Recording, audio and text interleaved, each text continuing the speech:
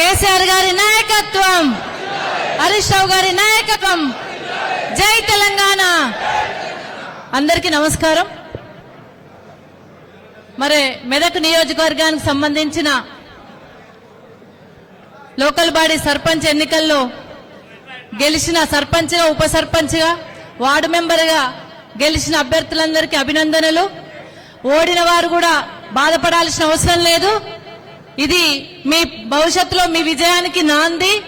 Definite గా భవిష్యత్తులో మంచి అవకాశాలు ఉంటాయి. మీకు కూడా అందరినీ కాపాడుకుంటాం, అన్ని విధాల సహాయ సహకారాలు అందిస్తామని చెప్పి తెలియజేసుకుంటూ, మరి ఈ కార్యక్రమానికి గౌరవ మాజీ మంత్రివర్యులు, సిద్దిపేట శాసనసభ్యులు మెదక్ వస్తా గెలిచిన సర్పంచ్లను, ఉప సర్పంచ్లను, వార్డు మెంబర్లను అభినందించుడే కాకుండా ఓడిపోయిన వాళ్ళని కూడా ఓదారుస్తా, నేను మెదకే వస్తా అని చెప్పేసి సారు మనకు మాట ఇచ్చిన ప్రకారము మెదక్లో ఈ రోజు సర్పంచ్లకు అభినందన సభను ఏర్పాటు చేసి కార్యక్రమానికి విచ్చేసిన గౌరవనీయులు హరీష్ రావు గారికి, ఈ కార్యక్రమానికి విచ్చేసిన గౌరవ మాజీ శాసన మండలి సభ్యులు సుభాష్ రెడ్డి గారికి, మాజీ శాసనసభ్యులు శశిధర్ రెడ్డి గారికి, తిరుపతి రెడ్డి గారికి, సోములన్న గారికి, అదేవిధంగా హనుమంతరెడ్డి గారికి, లావణ్య గారికి, మల్లికార్జున గౌడ్ గారికి, అంజనేయులు గారికి, అన్ని పార్టీ మండల పార్టీ అధ్యక్షులకు, మాజీ జడ్పీటీసీలకు, మాజీ ఎంపీపీలకు, మాజీ సర్పంచులకు, కొత్తగా గెలిచిన సర్పంచులకు,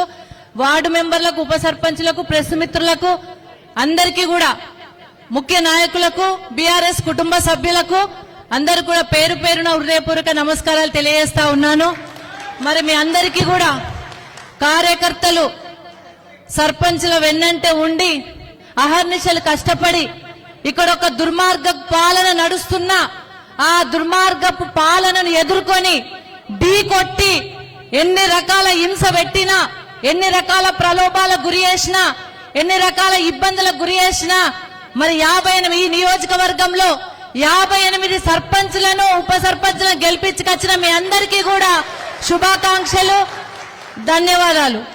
నిజంగా కూడా యావత్ తెలంగాణలో రేవంత్ రెడ్డి గారి పరిపాలన, మరి దుశ్చర్య, దుష్ట పరిపాలన జరుగుతూ ఉంటే సెకండ్ మెదక్లోనే జరుగుతూ ఉంది. ఆ దుష్ట పరిపాలన అందరిని భయభ్రాంతులకు గురి చేయడం, అదేవిధంగా బీఆర్ఎస్ అభ్యర్థులుగా ప్రకటించిన తర్వాత వాళ్ళని తీసుకుపోయి కాంగ్రెస్ అభ్యర్థిగా వాళ్ళకు అండవాలేసుకోవడం, గెలిచిన వాళ్ళని తీసుకెళ్లి వాళ్ళ అభ్యర్థిగా ప్రకటించుకోవడం, లేదంటే భయభ్రాంతులకు గురి చేయడం, కేసులు పెట్టిస్తా అని చెప్పడం, రాత్రికి రాత్రే రేపు ఎలక్షన్ అనగా అనేక డబ్బులు తీసుకొచ్చి, డబ్బుల సంచులు తీసుకొచ్చి, డబ్బులు వంచి మరి ప్రలోభాలకు గురి చేయడం, పోలీసులతోని లాఠీ చార్జ్ చేయించడం, పోలీసులతోని భయభ్రాంతులకు గురి చేసే విధంగా ఇన్ని చర్యలు చేపట్టిండ్రు. దాదాపు ఒక 22 గ్రామాలలోనైతే డి అంటే డి అని పోలీసుల పహారాలో క్రిటికల్ విలేజెస్ గా ప్రకటించి మరి అలాంటి ఎలక్షన్ ఇక్కడ జరిగింది. గతంలో 10 ఏళ్లలో ఎప్పుడు జరగలే.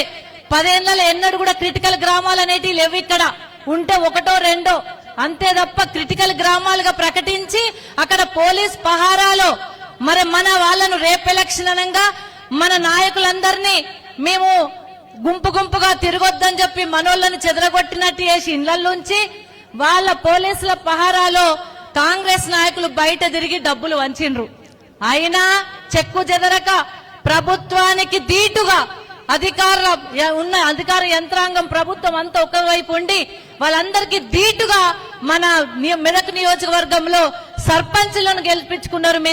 మీకు అందరికి కూడా శుభాకాంక్షలు, మీకు ధన్యవాదాలు. డెఫినెట్ గా రాబోయే కాలంలో కూడా ఇదే ధైర్యంతో ముందుకోదాం. గౌరవ హరీష్ రావు గారి అండదండలున్నాయి. డెఫినెట్ గా ఏ ఇబ్బంది వచ్చినా గానీ సార్కి చెప్పి మరి మనకు అనేక కేసులు పెట్టిండ్రు, కేసుల కోసం భయభ్రాంతులకు గురి చేసిండ్రు, కోట్ల చుట్టూ తిప్పినా ఎక్కడ కూడా ఎవరు భయపడతలేరు సార్, అందరు ధైర్యంగా ఉన్నారు. మరి మీ అండ చూసి వీళ్ళందరూ కూడా ధైర్యం వచ్చింది కాబట్టి తప్పకుండా రేపు కూడా వాళ్ళందరినీ అన్ని విధాలా మనం ఆదుకోవాల్సిన అవసరం ఉంది. వాళ్ళకు మీరు గట్టి ధైర్యాన్ని ఇవ్వాలి. కూడా రాబోయే ఎంపీటీసీ, జడ్పీటీసీ ఎన్నికలు కూడా ఉండొచ్చు, మున్సిపల్ ఎన్నికలు కూడా పెడుతుండొచ్చు. వాటన్నిటిలో కూడా ఇదే రీతిగా దీనికంటే ఇంకా ఉవ్వెత్తు ఉత్సాహంతో 58 సర్పంచ్లను గెలిపించుకున్న దానికంటే ఎక్కువ ఉత్సాహంతో మరింత ముందుకు వెళ్లే విధంగా మీరందరూ ధైర్యంగా ముందుకు నడవాలని, మేమందరం కూడా మీకు అండదండలు ఇస్తామని చెప్పేసి తెలియజేసుకుంటూ ఇప్పుడు